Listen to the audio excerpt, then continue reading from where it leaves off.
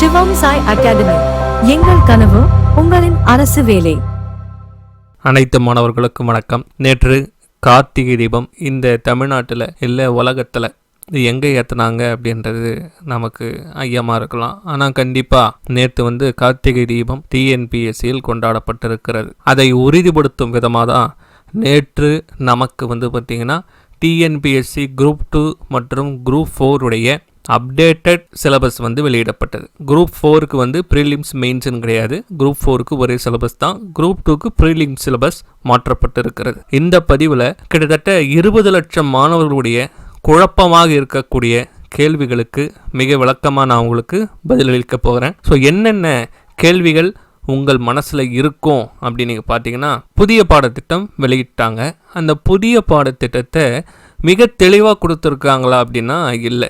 கொஞ்சம் பார்க்குறதுக்கே ஒரு இடியாப்பு சிக்கல் மாதிரி தான் இருக்குது. ஸோ அந்த புதிய பாடத்திட்டத்தை முழு விளக்கமாக உங்களுக்கு சொல்ல போகிறேன். இரண்டாவது, கொடுக்கப்பட்டுள்ள புதிய பாடத்திட்டத்தில் தமிழுக்கு புதிய புக்கு படிக்கிறதா இல்லைனா பழைய புக்கு படிக்கிறதா? சரி, புதிய புக்கோ பழைய புக்கோ இப்போ 6வதுலேருந்து 10வது வகுப்பு வரை படிக்கிறதா இல்லை 6 முதல் 12ஆம் வகுப்பு வரை படிப்பதா? அதுவும் உங்களுக்கு மிகப்பெரிய டவுட். இந்த புது சிலபஸை படிக்கிறதுக்கு எவ்வளவு நாட்கள் தேவைப்படும் என்று உங்களுக்கு மிகப்பெரிய டவுட்டு. இப்போ ஃபோன் பண்ணி மாணவர்கள் கூட கேட்டீங்க. இந்த அப்டேட்டட் சிலபஸ் யாருக்கு சாதகம் யாருக்கு பாதகம்? ஏன்னா தமிழ் வழி மற்றும் ஆங்கில வழின்னு 2 வழி மாணவர்களுமே டிஎன்பிஎஸ்சி தேர்வை எழுதுகிறாங்க. அதில் இந்த அப்டேட்டட் வெர்ஷன் யாருக்கு சாதகமாக இருக்குது யாருக்கு பாதகமாக இருக்குது என்பதை மிக தெளிவாக சொல்ல போகிறோம். கடைசியாக இந்த புதிய அப்டேட்டட் சிலபஸால் 2025 குரூப் 4 தேர்வு கட் ஆஃபில் எந்த அளவிற்கு தாக்கத்தை ஏற்படுத்த இருக்கிறது, மிகப்பெரிய அளவு தாக்கத்தை ஏற்படுத்த இருக்கிறது, அதையும் உங்களுக்கு நான் தெளிவாக விளக்குறேன். இந்த எல்லா குழப்பங்களுமே மாணவர்களுடைய மனசில் இருக்கும். அதற்கு விடைய நம்ம யாரிடம் தேட முடியும்னா, நம்ம தமிழினத்துக்கே ஒரே தலைவன் தான். அந்த தலைவன் நம்முடைய வள்ளுவன் தான். அவர் மிக அழகாக ஒரு குரலில் சொல்லி வச்சுட்டு போயிருக்கார். நெருநல் உளனொருவன் இன்றில்லை என்னும் பெருமை உடைத்து இவ்வுலகு. நேற்று இருந்தவனே இன்னைக்கு இல்லை. அப்போ நேற்று இருந்த சிலபஸ் இன்னைக்கு இருக்க வேண்டிய அவசியமும் இல்லை. அப்போ எல்லாமே மாறுதலுக்கு உட்பட்டது தான். எல்லாமே நிலையாமை தன்மையை உடையது தான். இந்த சிலபஸ் கூட நாளைக்கு தேவைக்கேற்ப மாறலாம். முதல்ல இந்த மாற்றத்தை நாம் ஏற்றுக்கொள்ள வேண்டும். அதை தான் பார்த்திங்கன்னா இந்த பதிவில் முதலாக உங்களுக்கு வலியுறுத்துகிறேன். ஸோ முதல்ல உங்களுக்கு தமிழில் இருக்கக்கூடிய 100 கேள்விகளை மிக விரிவாக மிக எளிமையாக புரிய வைக்கிறேன். தமிழில் 100 கேள்விகள் கேட்கப்படுகிறது.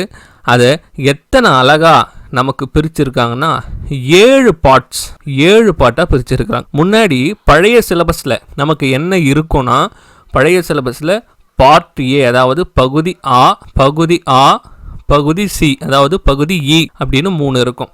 பகுதி ஆல என்ன இருக்குன்னா இலக்கணம் இருக்கும். பகுதி ஆல என்ன இருக்குன்னா இலக்கியம் இருக்கும். பகுதி ஈல தமிழறிஞர்களும் தொண்டும்னு இருக்கும்.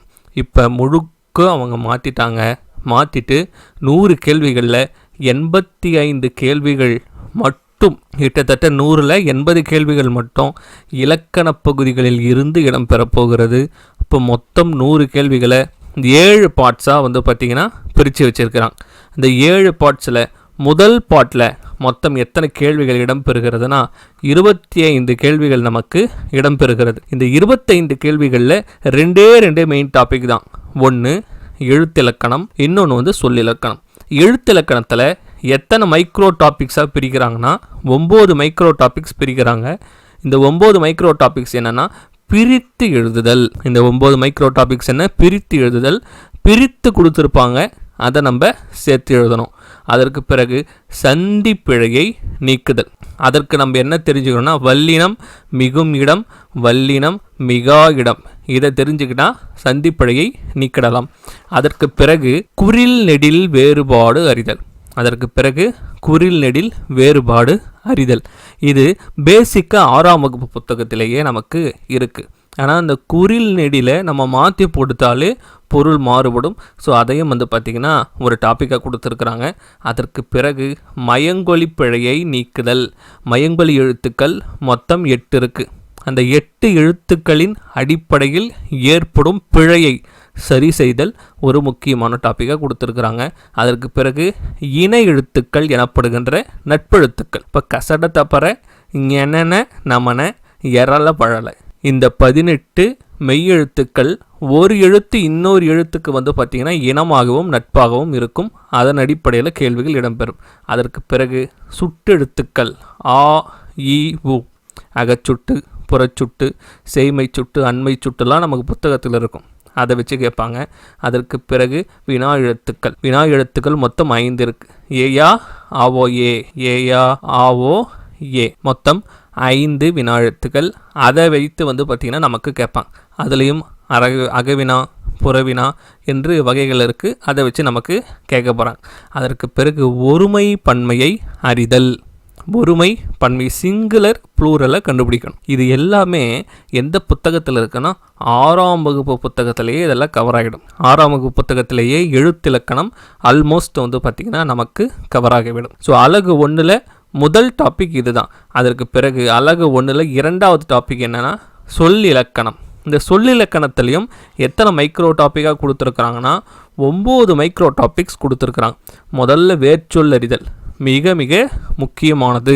செய்தான் என்பது ஒரு வினைச்சொல்னா அந்த செய்தானுக்கு வேர்ச்சொல் செய். இந்த செய்தான் என்ற வினைச்சொல்லுக்கு வேர்ச்சொல்லாக இருக்கக்கூடிய செய்யை வைத்து அடுத்து நமக்கு என்ன உருவாக்க சொல்லுவாங்கன்னா வினைமுற்று. செய்தான் என்பதே வினைமுற்று தான். வினை எச்சம் செய்த, அதற்கு பிறகு வினையால் அணையும் பெயர் செய்தவனை, இப்படி ஒரு வேர்ச்சொல்லை கொடுத்துருவாங்க. அதற்கு வினைமுற்று வினையச்சம் வினையால் அணையும் பெயர், இதை எல்லாமே மாற்றி கேட்பாங்க. இதெல்லாம் பழைய சிலபஸில் இருந்தது தான், இருந்தாலும் கொடுத்துருக்குறாங்க. அதற்கு அடுத்தது பெயர்ச்சொல் மற்றும் பெயர் சொல்லின் வகையறிதல். ஸோ பெயர் சொல்னால் என்ன, பெயர் சொல்ல இருக்கக்கூடிய 6 வகைகள், அதை பார்த்திங்கன்னா நம்ம பார்த்துக்கணும். அதற்கு பிறகு வினைச்சொல்லை பார்க்கணும். 2 வினைச்சொற்களை கொடுத்துருவாங்க. அந்த 2 வினைச்சொற்களுக்கு இடையே என்ன வேறுபாடு இருக்கிறது என்பதையும் நமக்கு கேட்பாங்க. அது நம்ம புத்தகத்தில் டேபிளர் காலமாகவே நமக்கு கொடுத்துருக்குறாங்க. அதை பார்த்தாலே நமக்கு போதும். அதற்கு பிறகு பெயரச்சம், வினையச்சத்தை எப்படி படித்தோமோ அதே போல் பெயரச்சம் நம்ம கண்டுபிடிக்கணும். ஸோ 4 வார்த்தைகள் கொடுத்துருவாங்க. அந்த 4 வார்த்தையில் எது பெயரச்சம் என்று கண்டுபிடிக்க வேண்டும். அயற்சொல்லை நீக்குதல், நமக்கு வடசொல் திரிசொல் ஆங்கில சொல் என்று பல சொற்கள் இருக்குது. அந்த அயர் சொற்களை நீக்க சொல்லி நமக்கு கேட்பாங்க. அதற்கு பிறகு நம்முடைய தமிழ் சொல்லுக்கு இணையான எதிர் சொல்லை கண்டுபிடிக்கணும். இதுதான் எதிர் சொல்லை கண்டறிதல். அதெல்லாம் எளிமை, உங்களுக்கு விளக்கணும்ன்ற அவசியம் இல்லை. அதற்கு பிறகு எழுத்து பிழைகளை கண்டறிதல், மிக முக்கியமாக ஒற்றுப்பிழைகளை நீக்குதல். எழுத்திலக்கணத்திலேயே இந்த டாபிக் கொடுத்துருக்குறாங்க, இருந்தாலும் சொல்லிலக்கணத்திலையும் கொடுத்துருக்குறாங்க. அதாவது வல்லினம் மிகும் இடம் வல்லினம் மிகா இடம், இதை தெரிஞ்சுக்கிட்டாதான் சந்திப்பிழை மற்றும் ஒற்றுப்பிழையை நம்மால் நீக்கி எழுத முடியும். இப்போ நீங்கள் இந்த 18 டாபிக் படித்தா உங்கள் கையில் எத்தனை வினாக்கள் இருக்கிறது என்றால் 25 வினாக்கள் இருக்கிறது. இந்த 18 டாப்பிக்கும் புது புக்கா பழைய புக்கா, 6 to 10 6 to 12 எது படிக்கணும்? டாபிக் வைஸாக உங்களுக்கு கடைசியாக சொல்லியிருக்கிறேன். முதல்ல சிலபஸை விளக்கிறேன். இப்போ அலகு 1னா என்னன்னு தெரிஞ்சிடும். அலகு 1னா எழுத்திலக்கணத்தில் 9 டாபிக், சொல்லிலக்கணத்தில் 9 டாபிக், மொத்தம் 18 டாபிக். இந்த 18 டாப்பிக்கை படித்தா 25 கேள்விகளுக்கு நீங்கள் சாதாரணமாக விடையளிக்க முடியும். அடுத்து 2வது சொல்லகராதி. 2வது என்ன கொடுக்குறாங்க? சொல்லகராதி. இதில் 18 டாபிக் இருக்கு. இந்த 18 டாப்பிக்கில் நமக்கு எத்தனை கேள்விகள் வரும்னா 15 கேள்விகள் இடம்பெறும். அதில் முதல் டாபிக் தமிழ் சொல்லுக்கு நேரான எதிர்ச்சொல்லை தேர்ந்தெடுத்தல். இன்பம் துன்பம், பழைய பாடத்திட்டம் புதிய பாடத்திட்டம், அந்த எதிர்ச்சொல் ரொம்ப முக்கியமானது இந்த காலகட்டத்தில். அப்போ டிஎன்பிசியில் எப்படி பழைய பாடத்திட்டமோ அந்த பழைய பாடத்திட்டத்துக்கு எதிர்ச்சொல் தான் புதிய பாடத்திட்டம். அந்த மாதிரி எதிர்ச்சொல்லை தேர்ந்தெடுக்க சொல்லுவாங்க.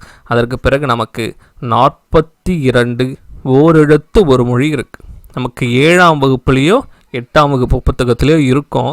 அந்த டேபிளர் காலத்தை படிச்சிங்கன்னா கேள்வி கன்ஃபார்ம். அதற்கு பிறகு பல பொருள் தரும் ஒரு சொல்லை தேர்ந்தெடுக்க. ஒரு சொல் நம்ம எடுத்துக்கிட்டோம்னா அந்த ஒரு சொல்லுக்கு பல பொருள்கள் இருக்கும். அந்த மாதிரியான சொல்கள் நம்ம புத்தகத்தில் கொடுத்துருப்பாங்க. அதற்கு பிறகு வந்து பார்த்திங்கன்னா ஒரு பொருள் தரும் பல சொற்கள் இருக்கும். நமக்கு யானையை வச்சு நம்ம புத்தகத்தில் ஒரு டேபிளர் காலம் போட்டு கொடுத்துருப்பாங்க. யானையை குறிக்கும் பல சொற்கள் என்று, காடை குறிக்கும் பல சொற்கள் என்று கொடுத்துருப்பாங்க. அதை தான் எடுத்து கேட்க போகிறாங்க. இதை பார்க்கும்போதே நமக்கு தெரிஞ்சிருது.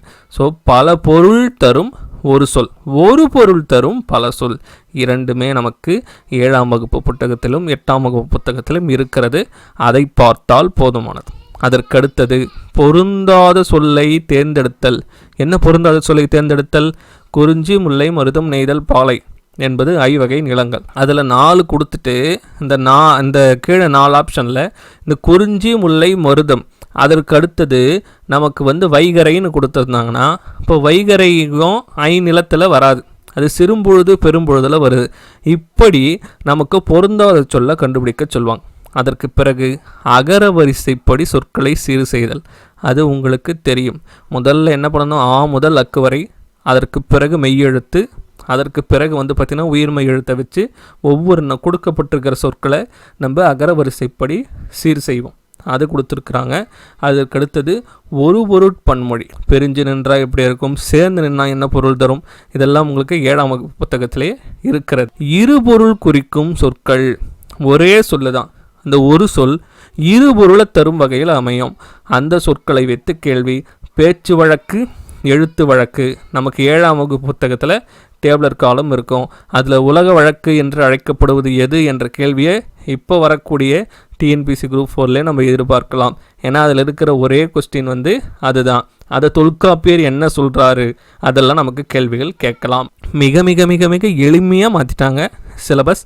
இது கொஞ்சம் டேஞ்சரானது தான் தமிழ் மொழி மாணவர்களுக்கு, தமிழ் வழி மாணவர்களுக்கு. நம்ம டீட்டெயிலாக பின்னாடி பேசுவோம். அதற்கு பிறகு சொல்லும் பொருளும் அறிதல். அதற்கு பிறகு சொல்லும் பொருளும் அறிதல், அதாவது பொருள் கூறுக. ஒரு சொல்லிற்கு இணையான வேறு சொல் அறிதல், அதுவும் என்னதான், சொல்லும் பொருளும் அறிதல் தான். அதற்கடுத்தது கோடிட்ட இடத்தில் சரியான பொருளை தேர்வு செய்க. என்ன செய்வாங்க? ஒரு வாக்கியத்தை கொடுத்துருவாங்க. அந்த வாக்கியத்தில் நடுவில் ஏதோ ஒரு பெயர் சொல்லோ, வினை சொல்லோ, மரபு சொல்லோ விடுபட்டிருக்கும். அது 4 ஆப்ஷனில் இருக்கும். அந்த 4 ஆப்ஷனில் இருக்கிறத மிகச்சரியாக எடுத்து அந்த கோடிட்ட இடத்துல நம்ம நிரப்ப வேண்டும். அதற்கடுத்தது பொருத்தமான பொருளை தேர்வு செய்தல். இதுவும் சொல்லும் பொருளும் தான். அதற்கு பிறகு ஊர் பெயர்களின் மொருவை தேர்ந்தெடுத்தல். இப்போ கோயம்புத்தூர் தான் கோவைன்னு மாறிப்போச்சு. மதுரை முன்னாடி மதுரைன்னு இருந்தது. மதுரை என்று இருந்தது கல்வெட்டுகளில். அதுதான் இன்று என்னவா மாறி இருக்கு? மதுரை என்று மாறியிருக்கிறது. இதுபோல் பல ஊர்களின் பெயர்கள் மருவி வந்துள்ளது. பல ஊர்களின் பெயர்கள் மருவி வந்துள்ளது. அதை நமக்கு கேட்பாங்க. அதற்கு பிறகு ஒருமை பன்மை பிழையை நீக்குதல். ஒரு மாடு வந்தது என்று இருக்கணும். ஒரு மாடு வந்தனன்னு இருந்தால் அது ஒருமை பன்மை பிழையில் வருது. அப்போ அதை வைத்து என்ன செய்வாங்க? கேள்விகள் கேட்பாங்க. அதற்கு பிறகு ஓர் பிழை. ஒரு என்பது எங்கு பயன்படுத்த வேண்டும், ஓர் என்பது எங்கே பயன்படுத்த வேண்டும். ஓர் என்பது உயிரெழுத்துக்கு முன்னாடியும், ஒரு என்பது உயிர்மை எழுத்துக்களுக்கு முன்னாடியும் பயன்படுத்தணும். அது உங்களுக்கு தெரியும். அதே போல் அது அஃது எங்கு பயன்படுத்த வேண்டும். இதை வைத்து கேள்விகள் கேட்பார்கள். ஒரு சென்டென்ஸை ஓர் என்றதையும் அது அஃது என்பதையும் மாற்றி மாற்றி கொடுத்துருவாங்க தவறான இடத்துல. ஏதாவது ஒரே ஒரு வாக்கியத்தில் தான் சரியாக இருக்கும். அதை கரெக்டாக கண்டுபிடிச்சி நாம் எழுத வேண்டும். அடுத்தது பேச்சு வழக்கில் உள்ள சொற்களுக்கு இணையான தூய தமிழ் சொற்களை இணைத்தல். இப்போ நம்ம எப்படி பேசுகிறோம்? இலை என்று யாராவது சொல்கிறோமா? இலைன்னு சொல்கிறோம். என்ன சொல்கிறோம்? இலை. வாழலை தாங்க, வாழை இலை என்று சொல்லுமா? வாழலை தாங்க அப்படின்னு கேட்குறோம். ஸோ இந்த மாதிரி இன்று பேச்சு வழக்கில் இருக்கக்கூடிய சொற்களுக்கு தூய தமிழ் சொல்லை வைத்து கேள்விகள் கேட்பாங்க. சொற்களை இணைத்து புதிய சொற்களாக உருவாக்குதல். சொற்களை இணைத்து புதிய சொற்களாக உருவாக்குதல். இப்போ பாருங்கள், மழை பெய்ததுன்னு ஒரு சொல்லு கொடுத்துருவாங்க. மழை பெய்தது, வெள்ளம் ஓடியது என்று நமக்கு கேள்வி வந்துடும். கீழ் ஆப்ஷனில் என்ன இருக்குன்னா வரை, அல்லது, ஏனெனில், அதனால், இதனால் என்ற ஆப்ஷன் கொடுத்துருவாங்க. அப்போ இந்த சொற்களை இணைச்சு புதிய சொல்ல எப்படி உருவாக்கலாம்? மழை பெய்ததால், ஆள் ஒன்று, மழை பெய்ததால் வெள்ளம் ஓடியது என்று நம்ம சேர்க்கலாம் இல்லையா? இப்போ இந்த கீழே இருக்கக்கூடிய இந்த வாக்கியங்களை ஆப்ஷனில் கொடுத்துருவாங்க. மேலே 2 சொற்கொடர் கொடுத்துருவாங்க, இல்லை 3 சொற்றொடரை கொடுத்துருவாங்க. அதை ஆப்ஷனில் இருக்கிற வாக்கியங்களை வைத்து இணைத்து நாம் மிகச்சரியாக எழுத வேண்டும். அப்போ சொல்லகராதியில் மொத்தம் எத்தனை மைக்ரோ டாபிக்? 18 micro topic. இதில் நீங்கள் படிக்க வேண்டியதே இல்லை. 85 கொஸ்டினுக்கும் நீங்கள் அதிகபட்சமாக ஒரு மாதத்தில் முடிச்சிடலாம். அதிகபட்சமாக ஒரே மாதத்தில் 85 கேள்விகளுக்கு தயாராகலாம். அதற்கு பிறகு மீதி இருக்கிற 15 கொஸ்டினுக்கு ஒரு 15 நாளில் தயாராகலாம். 1.5 மாதம் எடுத்துக்கிட்டு மறுபடியும் 1.5 மாதம் எடுத்துக்கிட்டோன்னா கிட்டத்தட்ட 3 மாதத்தில் நீங்கள் புதியவராக இருந்தாலும் சரி, பழையவராக இருந்தாலும் சரி, டிஎன்பிசினா என்னன்னே தெரியாதவராக இருந்தாலும் சரி, தமிழுக்கு 100 கேள்விகளுக்கு எளிமையாக தயாராகலாம் என்பதை நான் உங்களுக்கு சொல்லிக்கிறேன். அடுத்தது அலகு 3. அலகு 3 முழுக்க எழுதும் திறனை வைத்து தான் பார்த்திங்கன்னா நமக்கு கொடுத்துருக்குறாங்க. மொத்தம் எத்தனை கேள்வினா 15 கேள்வி. ஆனால் எத்தனை டாபிக் தெரியுமா? 5 டாபிக் தான். வெறும் 5 டாபிக் படித்தா 15 கொஸ்டின் நீங்கள் சாலிடாக அடிக்கலாம். 5 டாப்பிக்குமே மிக மிக எளிமையான டாபிக், ஆனால் தவறு செய்யக்கூடிய டாபிக். அது என்னென்ன டாபிக்னா, முதல் டாபிக் பாருங்கள், சொற்களை ஒழுங்குபடுத்தி சொற்றொடராக்குதல். இப்போ சிறுதுளி பெருவெள்ளம் என்று இருந்தால் தான் கரெக்டு. சிறுதுளி பெருவெள்ளம் என்று இருந்தால் தான் கரெக்டு. இதே சிறு பெரு துளி வெள்ளம் என்று இருந்தால் தவறு. துளி வெள்ளம் சிறு பெரு இருந்தால் தப்பு. அப்படி மாற்றி கொடுத்துருப்பாங்க. நம்ம என்ன செய்யணும்? கரெக்டாக அடிக்கணும். அடுத்தது தொடரின் வகைகள். இதில் நீங்கள் எதை பார்த்தா போதுன்னா, செய்வினை, செயப்பாட்டு வினை, தன்வினை, பிறவினை. ராமன் வில்லை வளைத்தான். ராமன் வில்லை வளைத்தான். ராமனால் வில் வளைக்கப்பட்டது. கூடை வேய்ந்தான். கூடை வேயப்பட்டது. அடக்கினான். அடக்கி வித்தான். செய்தான். செய்ய வைத்தான். செய்வித்தான். இதுபோல் உங்களுக்கு சொற்றொடர்களை கொடுத்துருவாங்க. அந்த சொற்றொடர்களை வைத்து இது செய்வினையா, செயற்பாட்டு வினையா, தன்வினையா, பிறவினையான்னு நீங்கள் கண்டுபிடிக்கணும். அதற்கு பிறகு ஒருமை பன்மை பிழையறிந்து சரியான தொடரை தேர்ந்தெடுக்கணும். இதில் முன்னாடியே சொல்லிட்டாங்க, இருந்தாலும் இதிலையும் ஒரு பாயிண்ட்டை ஆட் பண்ணியிருக்கிறாங்க. அதற்கடுத்து மிக மிக மிக முக்கியமான ஒரு டாபிக் மரபுத்தமிழ். மரபுத்தமிழ்னா என்னன்னு உங்களுக்கு தெரியும். திணை மரபுனா என்ன? அக்ரிணை உயர்திணை என்று 2 இருக்கு. அக்ரிணைக்கு என்ன விகுதி வரணுமோ அதுதான் வரணும். உயர்திணைக்கு என்ன வரணுமோ அதுதான் வரணும். மாடு வந்ததுன்னு சொல்லலாம். மாடு வந்தான்னு சொல்ல முடியுமா? அது தப்பு. அதுதான் திணை மரபு. அது சரி செய்யணும். பால் மரபுனா என்ன? அவன் வந்தான்னு தான் சொல்ல முடியும். அவன் வந்தாள் என்று சொன்னால் தப்பு. அப்போ ஆண்பால், பெண்பால், ஒன்றன்பால், பலர்பால், பலவின்பால்னு இருக்கு. அதுக்கு உண்டான விகுதியை வைத்து எழுதணும். அதற்கடுத்தது கால மரபு. நேற்று வந்தான் என்று எழுதலாம். நேற்று வந்து கொண்டிருந்தான் என்று எழுதினா அது தப்பு. நேற்று வருவான் என்று எழுதினா தப்பு. இப்போ காலத்திற்கு ஏற்றாறு போல் சரியாக எழுதுவேன். இளமை மரபுனா என்ன? மாடு கன்றா, மாடு குட்டியா, சிங்க குருளையா, சிங்க குட்டியா, புலி பரழா, புலி குட்டியா. இதில் எதை மிகச்சரியாக நம்முடைய தமிழ் மரபு பயன்படுத்தியது அதை எழுதணும். ஒலி மரபு. குதிரை கத்துமா கணைக்குமா, கழுதை கத்துமா கணைக்குமா, கிளி பேசுமா குஞ்சுமா. இதுதான் ஒலி மரபு. அடுத்தது வினை மரபு. பானை செய்தானா இல்லை பானை வணைந்தானா, சுவர் எழுப்பினானா சுவர் கட்டினானா. இதுதான் வினை மரபு. அதற்கு பிறகு தொகை மரபு. காய்கறி தோட்டமா, காய்கறி தோப்பா, மாங்காய் தோப்பா, மாங்காய் தோட்டமா, இல்லை மாங்காய் கொல்லையா, தென்னங்கொல்லையா, என்ன வரும்? இதுதான் தொகை மரபு. இது ரொம்ப முக்கியம். இதிலிருந்து நமக்கு 3 கேள்விகள் நாம் எதிர்பார்க்கலாம். அதற்கு பிறகு புதிதாக சேர்த்திருக்கிறாங்க சரியான நிறுத்தற் குறியீடுகளை பயன்படுத்துதல். இது பழைய புத்தகத்தில் இருக்குது, புதிய புத்தகத்திலையும் டீட்டெயிலாக இருக்குது. இதை நீங்கள் தவற விடாமல் படிக்க வேண்டும். கமா எங்கு, காற்புள்ளி எங்கு பயன்படுத்த வேண்டும், அரைப்புள்ளி எங்கு பயன்படுத்த வேண்டும், நிறுத்தற்புள்ளி எங்கு பயன்படுத்த வேண்டும். இது எல்லாமே நமக்கு புத்தகத்தில் கொடுத்துருக்குறாங்க. அதை வைத்து நமக்கு கேள்விகள் கேட்பார்கள். தன்வினையில் எதை பயன்படுத்தணும், பிறவினையில் எதை பயன்படுத்தணும், செய்வினையில் வருமா, செயற்பாட்டு வினையில் வருமா, இல்லை நேர்கூற்றில் வருமா, அயற்கூற்றில் வருமா, எந்தெந்த இடத்துல எந்தெந்த நிறுத்தற் குறியீடுகள் வரும் என்பதை நீங்கள் தெரிந்து வைத்தால் 3 கேள்விகள் நமக்கு கிடைக்கும். அப்போ அலகு 3ல் நமக்கு 5 டாபிக் தான், ஆனால் கேட்கப்படக்கூடிய கேள்விகள் 15. அடுத்தது அலகு 4. லட்டு மாதிரி ஒரு டாபிக்கு, ஆனால் கேட்குற கொஸ்டின் 10.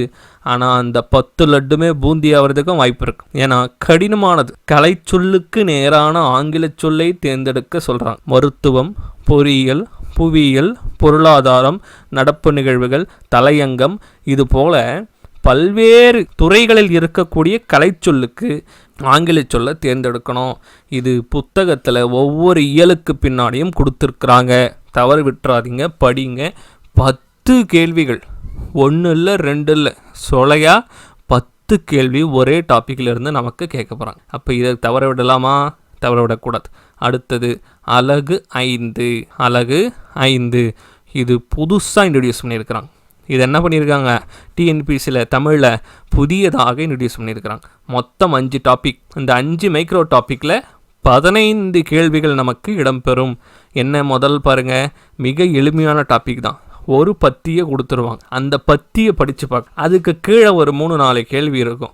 இந்த 3-4 கேள்விக்கும் பதில் அந்த பத்தியிலேயே இருக்கும். இப்போ பத்தியை படித்து கேட்கப்பட்டுள்ள கேள்விகளுக்கு சரியான விடையை நாம் தேர்ந்தெடுக்க வேண்டும். ஆனால் அதுக்கப்புறம்தான் நமக்கு ஆப்பு வைக்கிறாங்க. ஓமை தொடரின் பொருளை அறிதல், மரபு தொடரின் பொருளை அறிதல், பழமொழியின் பொருளை அறிதல். இதில் தான் குரூப் 2ல் மிகப்பெரிய ஆப்பு வச்சாங்க. குரூப் 4லேயும் வைப்பாங்க. வினை மரபா இது, ஓமை மரபா இது, உருவக மரபா இது, இது என்ன படிமோ, வினைப்படிமமா, மெய்ப்படிமமா, என்ன படிமோ, இப்படியெல்லாம் கேட்டு இந்த ஏரியாவில் தான் நமக்கு ஆப்பு வச்சாங்க. தெளிவாக பிடிச்சிக்கணும். கிளி போல நடந்தான்னு சொன்னால் கரெக்டாக தப்பா? தப்பு. கிளி போல் பேசினாள் என்று சொல்லலாம். மயில் போல் சண்டையிட்டாள், மயில் போல் பறந்தாள், இப்படி சொன்னால் நல்லா இருக்காது. மயில் போல நடந்தாள் இப்படி சொல்லலாம், மயில் போல நடந்தாள்னு சொல்லலாம். இது போல ஓமை தொடருடைய பொருளை கண்டுபிடிக்கும். இப்போ மரபு தொடர் பழமொழிகள்லாம் நமக்கு இருக்கும். அவசர கொடுக்கை போல, பழம் நழுவி பால் விழுந்தால் போல, இது எதை குறிப்பிடுகிறது? இந்த ஓமை. இப்படி நமக்கு புத்தகத்தில் நிறைய இருக்கு. ஸோ இதை நீங்கள் படித்தால் நமக்கு கிட்டத்தட்ட நமக்கு எத்தனை கேள்விகள் இல்லை இடம்பெறும்னா, இதிலிருந்து மட்டுமே நமக்கு 10 கேள்வி வரும். இந்த 3மே நீங்கள் தெளிவாக படிச்சிட்டிங்கன்னா 10 கேள்வி சாதாரணமாக வரும். அதற்கு பிறகு புரிந்து கொள்ளும் திறன், இதுவும் புதுசாக இன்ட்ரடியூஸ் பண்ணியிருக்கிறாங்க. செய்தித்தாளை கொடுத்துருவாங்களாம். தலையங்கம், முகப்பு செய்தி, அரசு சார்ந்த செய்தி, கட்டுரை, ஆவண உள்ளடக்கங்களை கொடுத்துட்டு அதை வைத்து கேள்வி கேட்போம் என்று சொல்லியிருக்கிறாங்க. கடைசியாக அலகு 6 வெறும் 3 மைக்ரோ டாபிக் தான். கேட்கப்படுகின்ற கேள்விகள் 5. இந்த 5 கேள்விகளும் பதிலே அளிக்க முடியாத மாதிரி தான் இருக்கும். ஏன்னா இவங்க புதுசாக இன்ட்ரடியூஸ் பண்ணியிருக்கிறாங்க. அலகு 1 ஈஸி, அலகு 2 கொஞ்சம் ஈஸி, அலகு 3 கொஞ்சம் ஈஸி, 4 கொஞ்சம் டஃப், 5 பார்த்தீங்கன்னா ரொம்ப டஃப், 6 டஃப். அப்போ இவங்க என்ன பண்ணுறாங்கன்னா, அலகு 1லேருந்து 6 வரைக்கும் டஃப்னஸை இன்க்ரீஸ் பண்ணிகிட்டே போயிருக்கிறாங்க. மறுபடியும் அலகு 7ல் புஷ்பானமாக போயிடுச்சு. அலகு 7 ஒரு சிலபஸே கிடையாது, அது என்னன்றதை பார்க்கலாம். இப்போ அலகு 6 பாருங்கள், எளிய மொழிபெயர்ப்புகள்னு கொடுத்துருக்குறாங்க. ஆனால் பிரச்சனையே நமக்கு அங்கே தான் வரும்.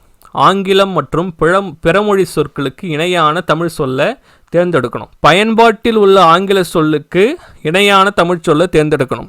இது ஒரு கடல், இதற்கு எல்லை என்பது கிடையாது. அவங்க எப்படி ஒன்றா நமக்கு கேட்கலாம்.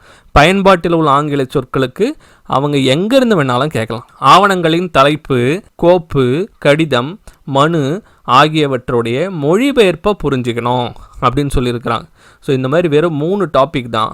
ஆனால் 5 கேள்வி 5 மார்க்குமே எடுக்க முடியுமா என்பதை நம்ம சொல்ல முடியாது. ஸோ ஸ்டெப் பை ஸ்டெப்பாக அவங்க டஃப்னஸை இன்க்ரீஸ் பண்ணிகிட்டே வந்திருக்கிறாங்க. ஏன்னா அலகு 1 ரொம்ப ஈஸி, சொல்லிலக்கணம், சொல்லிலக்கணம், எழுத்திலக்கணம். 2 சொல்லகராதி, அதுவும் ஈஸி தான். அதுக்கப்புறம் பார்த்திங்கன்னா வாசித்தல் திறன், புரிந்து கொள்ளும் திறன், அதெல்லாம் உங்களுக்கு கொடுக்குறாங்க. இந்த 5, 6 மட்டும் என்ன பண்ணுறாங்கன்னா மொழிபெயர்ப்புக்குள்ளே போயிட்டு நமக்கு கடினமானதாக செட் பண்ணுறாங்க. அப்போ நமக்கு கிட்டத்தட்ட 85 வினாக்களுமே உங்களுக்கு மிக எளிமையாக உங்கள் கையில் சேர்ந்துருமானா சேராது.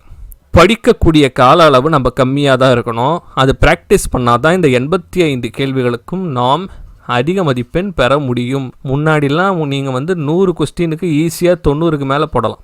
இப்போ நாங்கள் படிக்க சொல்லலாம் எளிமையாக நாங்கள் 100க்கு 95 கிட்ட போட்டு போனோம். இதற்கு மேல் நிச்சயமாக 100க்கு 90க்கு மேலே போடுறதே மிக கடினமாக இருக்கும். ஏன்னா கணிதத்தை போன்றது இலக்கணம். ஸோ 1லேருந்து 6 வரைக்கும் உங்களுக்கு சொல்லிட்டேன். கடைசியாக சிலபஸில் இருக்கக்கூடிய புஷ்பானமாக இருக்கக்கூடிய அலகு 7 இதை பார்க்கும்போது, இதற்கு முன்பு தமிழ் சிலபஸை படிச்சுட்டு பாஸ் பண்ணிட்டுலாம் போன குரூப்ஸ்லாம் இருக்கு இல்லையா, நம்மளுடைய குரூப்ஸு, அவங்களாம் கண்ணீர் விட்டு அழறாங்க.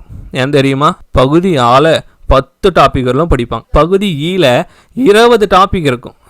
அது இல்லாமல் பகுதி இலக்கண பகுதியில் 21 டாபிக் இருக்கும். மொத்தமாக சேர்த்திங்கன்னா உங்களுக்கு 52 டாபிக் வரும். இந்த 52 டாப்பிக்கை 6ஆவதுலேருந்து 10ஆவது வரலாம் புது புக்கு, பழைய புக்கு, 12ஆவது வரலாம் புது புக்கு, பழைய புக்கு, இதெல்லாம் படித்தா தான் உங்களுக்கு 90க்கு மேலே 95க்கு மேலே போட முடியும். ஆனால் இப்போ அழகு 7ன்னு ஒன்று கொடுத்து மொத்தமே 5 டாபிக் தான். மொத்தமே 5 டாபிக். இதுலேயே இலக்கியமும், இதிலே தமிழறிஞர்களும், இதிலேயே தமிழ் தொண்டும் வந்துடுது. மொத்தமே 15 கேள்வி தான். எப்படி பிரிச்சிருக்கிறாங்க பாருங்கள். படிக்க வேண்டியதே இல்லை. திருக்குறளில் 20 அதிகாரம் புதிய புத்தகத்தில் இருக்கிறத லைட்டாக பார்த்துக்கிட்டா போதும். 15 கீழ்கணக்கில் மொத்தம் 18 நூல் இருக்குது. உங்களுக்கு சங்க இலக்கியெல்லாம் இதுக்கு மேலே கிடையாது. 8 தொகை படிக்க தேவையில்லை, 10 பாட்டு படிக்க தேவையில்லை, கம்ப ராமாயணம் படிக்க தேவையில்லை, ராவண காவியம், சமயம் சார்ந்த இலக்கியங்கள், பக்தி இலக்கியங்கள், சிற்றிலக்கியங்கள், எந்த இலக்கியமும் வேணாம். அறநூல்கள் எனப்படுகின்ற 15 கீழ்கணக்கு நூல்களில் 18ல் நீங்கள் வெறும் 8 நூல் படித்தா போதும். என்னென்ன நூல்? நாலடியார், நான்மணிக்கடிகை, பழமணி 400, முதுமொழி காஞ்சி, திரிகடுகம், இன்னா 40, பெருவஞ்சமூலம், ஏலாதி. இந்த 8 படித்தாலே முடிஞ்சு போச்சு. அதுக்கப்புறம் புத்தகத்தில் இருக்கிற ஒரு 6 தான் இருக்குது. 6லேருந்து 7 ஔவையார் பாட்டு தான் இருக்குது. அதை நீங்கள் படிச்சுன்னா முடிஞ்சு போச்சு. அதுக்கப்புறம் தமிழின் தொன்மை ஒரு லெசன் 9th இருக்கும். திராவிட மொழிகள் பற்றிய லெசன் 1, அதுவும் 9th இருக்கும். அதை நீங்கள் படிச்சிங்கனாலே என்ன ஆயிடுச்சு, முடிஞ்சு போகுது. அதுக்கப்புறம் தமிழறிஞர்கள், எவ்வளோ தமிழறிஞர்கள் படிப்பாங்க. புது கவிதை, மரபு கவிதைகள். அதற்கு பிறகு பார்த்தீங்கன்னா பாரதியார், பாரதிதாசன், நாமக்கல் கவிஞர், கவிமணி தேசிய விநாயகம் பிள்ளை, அங்கே ஆரம்பித்து கண்ணதாசன் வரைக்கும் ஒரு 60-70 பேர் வரும். இப்போ நீங்கள் எல்லாமே சேர்த்து படிக்க வேண்டியதே வெறும் 20 பேர். அதுலேயும் ரொம்ப கம்மி பண்ணிட்டாங்க. புது கவிதையில் ஒரு 2 பேர் படி, மரபு கவிதையில் ஒரு 2 பேர் படி, தமிழர்களுக்கு தொண்டாற்றிய சான்றோர்களை ஒரு 2 பேரை படி, தற்போது சமீப காலத்தில் இருக்கக்கூடிய ஆளுமைகளை ஒரு 2 பேர் படி. இப்படி மிக மிக மிக குறைவாக நமக்கு சிலபஸ் கொடுத்துருக்குறாங்க. பாருங்கள், பாவேந்தர்னு பொதுவாக கொடுத்துருக்குறாங்க. அதில் பாரதிதாசன் மட்டும்தான் ஒருவர். இருந்தாலும் பாரதியாரை நீங்கள் பாற்றுக்கொள்ள வேண்டும். அதற்கு பிறகு நாமக்கல் கவிஞர் படித்தா போதும். பூவேசா, தேப்போ மீனாட்சி சுந்தரம், ஜி.யு. போப், வீரமாமுனிவர், பாவலரேறு பெருஞ்சித்திரனார், தேவநேய பாவனார், சி. இலக்கவனார், டி.கே.சி., குன்றக்குடி அழகிலார், கண்ணதாசன், காகிதே மில்லத் ஒரே லெசன் தான், தாராபாரதி, பட்டுக்கோட்டை, முடியரசன், தமிழ் ஒளி, கீவாஜா, உருத்திரங்கண்ணனார், கடியலூர் உருத்திரங்கண்ணனார் ஒரே பாட்டு தான், வேலுநாச்சியார் ஒரே லெசன். இதை படிச்சிட்டிங்கன்னா முடிஞ்சு போச்சு. மொத்தமே ஒருத்தருக்கு நீங்கள் படிக்கிறதுக்கு 1/2 மணி நேரம், அவ்வளோதான். பாரதியார், பாரதிதாசனுக்கு 1 மணி நேரம், நாமக்கல் கவிஞருக்கு ஒரு 1/2 மணி நேரம். இப்படி கணக்கு போட்டால் இது உங்களுக்கு ஒரு நாள் கூட தாண்டாது. 15 கொஸ்டினுமே உங்களுக்கு ஒரு நாள் கூட தாண்டாது. அசால்ட்டாக நீங்கள் என்ன பண்ணிடலாம், படிச்சிடலாம். மொத்தமே தமிழை நீங்கள் 1 மாதத்தில் முடிச்சிடலாம். 100% உறுதி. இப்போ உங்களுக்கு தெளிவாக இவ்வளவுதான் சிலபஸ். நீங்கள் அந்த கொச்சன் இடியாப்ப சிக்கல் மாதிரி இருக்கிற பாடத்திட்டத்தை பார்க்க தேவையில்லை. இதை படிச்சிங்கனாலே, இதை பார்த்தீங்கனாலே உங்களுக்கு தெளிவாக புரிஞ்சிடும். இப்போ உங்களுக்கு அடுத்து இருக்கிற மிக முக்கிய டவுட் என்னென்னா, எந்த புத்தகம் படிப்பது? இதுதான் உங்களுக்கு இருக்கக்கூடிய மிகப்பெரிய டவுட். இந்த எல்லா சிலபஸுக்கும் 6 முதல் 10ஆம் வகுப்பு வரை இருக்கக்கூடிய புதிய புத்தகம் படிக்கிட்டா, இல்லை 12வது வரையில் இருக்கிற புதிய புத்தகம் படிக்கிட்டா, இல்லை பழைய புத்தகம் படிக்கிட்டா, 6ஆவதுலேருந்து 10லேருந்து இருக்கிற பழைய புத்தகமா, இல்லை 12வது இருக்கிற பழைய புத்தகமா? இதற்கு மிக விரிவாக நான் உங்களுக்கு பதில் சொல்லணும்னு விரும்புகிறேன். இங்கே தான் மாணவர்களுக்கு பெரும் குழப்பமே இருக்கு. இப்போ உங்களுக்கு முதல் அலகு 7லிருந்து உங்களுக்கு பதில் சொல்ல ஆரம்பிக்கிறேன். அலகு 7ஐ பொறுத்தவரை மிக மிக மிக முக்கியமான பாயிண்ட், 6 முதல் 10ஆம் வகுப்பு வரை படித்தால் போதுமானது. 11வது புக்கை எடுத்து வச்சிருங்க. அலகு 7க்கு 12வது புக்கை எடுத்து வச்சிருங்க. சிறப்பு தமிழை தூக்கி வைங்க. எதுவுமே நமக்கு தேவை இல்லை. முதல்ல நீங்கள் அதை முடிவு பண்ண. அலகு 7க்கு 6 முதல் 10 தான். புதிய புத்தகமா பழைய புத்தகமானா இரண்டும் படித்தல் வேண்டும். புதிய மற்றும் பழைய எல்லாரும் உங்களை டைவர்ட் பண்ணுவாங்க. புதுசை மட்டும் படிச்சுட்டு போங்கன்னு டைவர்ட் பண்ணுவாங்க. தயவு செஞ்சு நம்பாதீங்க. நான் உங்களுக்கு இப்போ தெளிவாக விளக்குறேன். இப்போ திருக்குறளில் 20 அதிகாரங்கள் கொடுத்துருக்குறாங்க. அந்த 20 அதிகாரங்களில் உங்களுக்கு புதிய புத்தகத்திலும் இருக்கும், பழைய புத்தகத்திலும் இருக்கும். 6 முதல் 10 வரை அதை படிச்சிருக்கு. இப்போ 15 கீழ்கணக்கு நூல்கள்லாம் நாலடியார் கண்டிப்பாக புதுசுலையும் இருக்குது, பழசுலையும் இருக்கும். அப்போ 2த்துலையுமே 6 முதல் 10ஆம் வகுப்பு வரை மட்டும்தான். அதுக்குள்ளே படிங்க. அதே போல் நான்மணிக்கடிகை, பழமொழி 400, முதுமொழி காஞ்சி, திரிகடுகம், இன்னா 40, சிறுபஞ்சமூலம் ஏலாதி. இது எல்லாமே 6 to 10 புதுசு, புதிய மற்றும் பழைய புத்தகம். இந்த 2 புத்தகத்தில் இருக்கிறத நீங்க படிக்கணும். அடுத்தது ஔவையார் பாடல்கள். இதற்கும் நீங்கள் புதிய மற்றும் பழைய 6 முதல் 10ஆம் வகுப்பு வரை இருக்கக்கூடிய புத்தகங்களை படித்தால் போதுமானது. 11, 12 வேணாம். தமிழின் தொன்மை, சிறப்பு, திராவிட மொழிகள் தொடர்பான செய்தி, இதற்கும் 6 to 10 புதிய பழைய புத்தகம். அதற்கு பிறகு தமிழறிஞர்கள் 20 பேரை மட்டும் நீங்கள் படித்தாலே போதும், அதற்கு மேலே பார்க்க தேவையில்ல. அப்போ பாவேந்தர்னு எடுத்துக்கிட்டிங்கன்னா 6 to 10 புதுசு பழசு எங்கெங்கே இருக்குது அது மட்டும் படித்தா போதும். நாமக்கல் கவிஞர், புதிய புத்தகம் பழைய புத்தகம் எங்கெங்கே இருக்குது அதை மட்டும் படித்தாலே போதுமானது. உவேசா, புதிய புத்தகம் பழைய புத்தகம் எங்கெங்கே இருக்குது அதை மட்டும் படித்தா போதும். புதிய புத்தகத்தில் எங்கே இருக்குது, பழைய புத்தகத்தில் எங்கே இருக்குன்ற லிஸ்ட்டு எங்ககிட்ட இருக்குது. நான் உங்களுக்கு அடுத்தடுத்து வரக்கூடியதில் நான் உங்களுக்கு தரேன். அதே போல் தேப்போ மீனாட்சி சுந்தரம், இப்போ வீரமாமுனிவர், பாவலரர் பெருஞ்சித்திரனார், தேவநேய பாவனார். தேவநேய பாவனார்னு வரும்போது அகர முதலின்னு ஒன்று இருக்கும், அதையும் சேர்த்து நீங்கள் படிக்கணும். அதற்கு பிறகு இலக்கோனார், கே சிதம்பரனார், குன்றக்குடி அடிகளார், கண்ணதாசன், காகிதமில்ல, தாராபாரதி, பட்டுக்கோட்டை முடியரசன், தமிழ் ஒளி, கீவாஜா, உருத்திரங்கண்ணனார், வேலுநாச்சியார். இவர்கள் அனைவருக்குமே 6 to 10 படித்தா போதும். புதிய புத்தகத்தில் எங்கே இருக்குது, பழைய புத்தகங்கள் எங்கே இருக்குது அதை மட்டும் தேடி படிங்க. வேற எக்ஸ்ட்ராவாக ஒரு எழுத்து கூட நீங்கள் படிக்க தேவையில்லை புத்தகத்தில். இந்த 20 பேர் புதிய புத்தகத்தில் இருக்குன்னா அதை மட்டும் படிங்க, பழைய புத்தகத்தில் இருக்குன்னா அதை மட்டும் படிங்க. எக்ஸ்ட்ராவாக ஒரு எழுத்து கூட தேவையில்லை. இப்போ உங்களுக்கு அலகு 7ற்கு நீங்கள் என்ன படிக்கணும்னு சொல்லிட்டேன். இப்போ அலகு 1 முதல் 6 வரை இலக்கணம்னு சொல்லியிருக்கேன். 1 முதல் 6 வரை அலகு இலக்கணம். அதற்கு நீங்கள் முழுக்க 6 முதல் 12ஆம் வகுப்பு வரை புதிய மற்றும் பழைய புத்தகங்கள் இலக்கணத்தை படித்தே ஆக வேண்டும். உங்களுக்கு தவறாக வழிகாட்டுபவர்களை தயவு செய்து நீங்கள் தூர வையுங்கள். யாராவது உங்கள் கிட்ட வந்து இலக்கணத்துக்கு நீங்கள் 6 to 10 புதிய புத்தகத்தை மட்டும் படிங்கன்னு சொன்னாங்கன்னா தயவு செஞ்சு நம்பிடாதீங்க, நீங்கள் தேர்ச்சி பெற முடியாது. 85 வினாக்கள் கேட்க போகிறாங்க. அவங்க சிலபஸில் என்ன கொடுத்துட்டாங்கன்னா அலகு 7 6 முதல் 10 வரை கேட்கப்படும்னு கொடுத்துறாங்க. 1 to 6க்கு கொடுக்கல, உஷாராக இருங்க. அப்போ நீங்கள் என்ன செய்யணும், நீங்கள் அலகு 1லிருந்து 6 வரை இருக்கக்கூடிய இலக்கணத்திற்கு 6 முதல் 12 வரை இருக்கக்கூடிய புதிய மற்றும் பழைய பாடப்புத்தகத்தை படிக்காமல் சென்று விடாதீர்கள். அதிக மதிப்பெண் எடுக்க முடியாது, நீங்கள் தேர்ச்சியும் பெற முடியாது. இப்போ உங்களுக்கு புதிய புக்கா பழைய புக்கா எந்தெந்த டாப்பிக்கு எதை படிக்கணும் என்பதை நான் உங்களுக்கு சொல்லிட்டேன். அடுத்தது நீங்கள் தேர்ச்சி பெறணும்னா இந்த பாடத்திட்டத்திற்கு உங்களுக்கு 85 வினாக்கள் இலக்கணத்தில் எவ்வளவு வினாக்கள் எடுக்கிறீர்கள் என்பதில் தான் இருக்கு. இப்போ இலக்கணம் என்பது கணிதத்தை போல. இப்போ கணிதத்தை படிக்க முடியாது, கணிதத்தை பயிற்சி தான் செய்ய முடியும். அப்போ இலக்கணத்தையும் படிக்க முடியாது, இலக்கணத்தை புரிந்து கொண்டு பயிற்சி தான் மேற்கொள்ள முடியும். இப்போ நீங்கள் 1 மணி நேரம் படித்தால் குறைந்தபட்சம் 10 மணி நேரம், கிட்டத்தட்ட 1000 மடங்கு, கிட்டத்தட்ட எத்தனை மடங்கு, 1000 மடங்கு நீங்கள் என்ன செய்யணும், பயிற்சி தான் செய்யணும். இலக்கணத்திரை நீங்கள் படித்து கொண்டு மட்டும் போனீங்கன்னா நிச்சயமாக 85க்கு 50 கூட எடுக்க முடியாது, 85ற்கு 50 கூட எடுக்க முடியாது. அப்போ படித்தல் 1 மணி நேரம் என்றால் பயிற்சி செய்தல் 10 மணி நேரமாக இருக்க வேண்டும். இப்போ பயிற்சி செய்யுங்கள், பயிற்சி செய்தால் மட்டுமே இலக்கணத்தில் நீங்கள் தேர்ச்சி பெற முடியும்.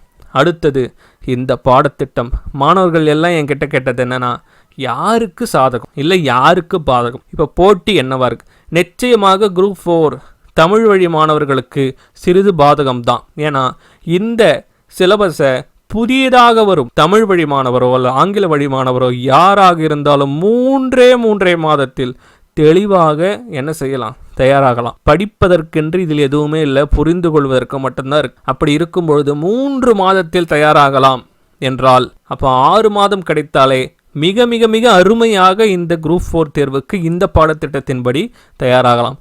அதனால் மார்க் எடுப்பவர்கள் எண்ணிக்கை கூடும். இப்போ முன்பெல்லாம் ஆங்கில வழி மாணவர்கள் part A, part B, part C படிக்கிறதுக்கு அவங்களுக்கு 1 வருஷம் ஆச்சு. இதை அவங்க 3 மணி நேரம் 3 மாசத்துல முடிச்சுட்டு போயிடுவாங்க. அப்படி இருக்கும்போது அதிகப்படியான மாணவர்கள் மார்க் எடுப்பதற்கு சாத்தியங்கள் அதிகமாக இருக்கிறது.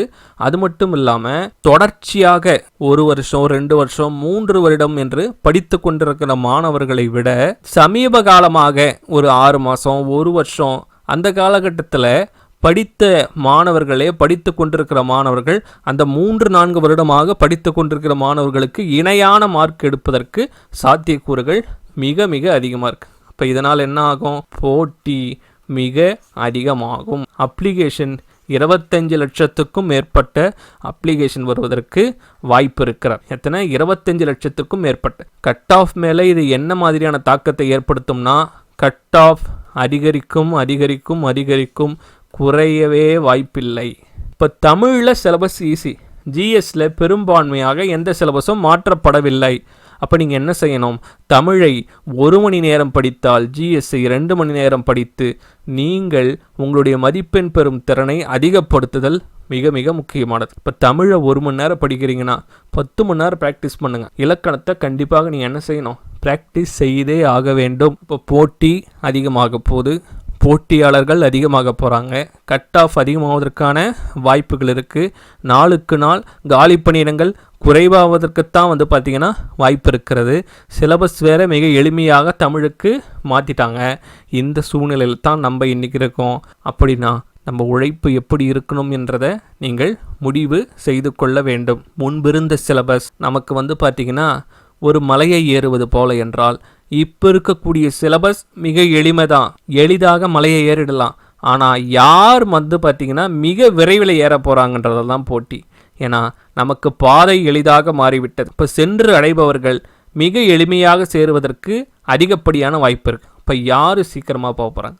யார் சீக்கிரமாக போக முடியும்? தினசரி யார் அதிக நேரம் உழைக்கிறார்களோ, தினசரி யார் அதிக நேரம் மலை ஏறுகிறார்களோ அவர்கள்தான் உச்சிக்கு மிக விரைவாக போய் சேர முடியும். அப்போ நீங்கள் தினசரி உங்களுடைய டைம் இந்த சிலபஸுக்கு, இந்த டிஎன்பிசி குரூப் 4 தேர்வுக்கு எவ்வளவு செலவிட போகிறீங்களோ அவ்வளவு வேகமாக நீங்கள் உங்களுடைய இலக்கினை சென்று அடையலாம்.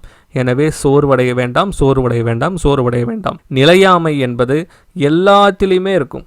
இந்த டிஎன்பிசி குரூப் 4 சிலபஸை வைத்து நீங்கள் அப்செட் ஆகக்கூடாது. மிக எளிமையான சிலபஸ், நீங்கள் ஈஸியாக பாஸ் பண்ணலாம். அதனால் எந்த விதமான உங்களுக்கு மன உளைச்சலோ எதுவுமே உங்களுக்கு தேவையில்லை. இந்த தேர்விற்கு தயாராவதற்கு உண்டான உத்திகளை பார்த்திங்கன்னா நான் உங்களுக்கு ஒரு மிக எளிமையாக முடிந்த அளவுக்கு இந்த பதிவில் சொல்லியிருக்கேன். அடுத்தடுத்து வரப்போகிற பதிவில் ரொம்ப விளக்கமாக உங்களுக்கு சொல்ல போகிறேன். வேறு ஏதாவது டவுட்ஸ் உங்களுக்கு இருந்தால் கமெண்ட் செக்ஷனில் கொடுங்க, அதையும் உங்களுக்கு விளக்குறேன். நன்றி, வணக்கம்.